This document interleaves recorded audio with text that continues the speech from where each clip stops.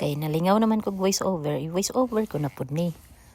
So, naragihapon ko sa Grand Canyon ani nga side. Diba? So, 2 years ago ni siya nitabo.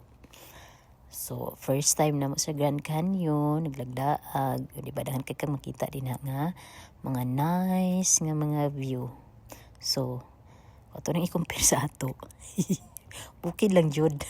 Pero bukid nga walay mga kahoy, kinahurot ng mga kahoy. So diha, daghan ka dihang matagbo nga lahi-lahi nga mga tao. No? So kay ulaw man kaayo. Ulaw man kayo diha magsigig kuan video mo kag-correct din napita. Unya sa babaw ana daghan ka patan-aw sa imo. So wala lang pagunit-gunit lang ko.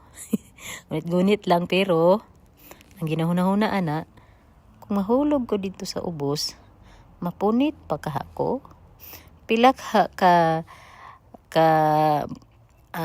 piang ang ako ang makuan akong mahayaguman or makita pa kahako. Tanawar ko ng bukid. Luag kay siya din lawom. So hadlok siya. Butod is real. Mabashers din na. Butod na dyan na daan sa una pa. Hala, magligid bitaw na rin magabaan dyan na ba. So, diya, nalingaw sa kung tanaw sa mga view.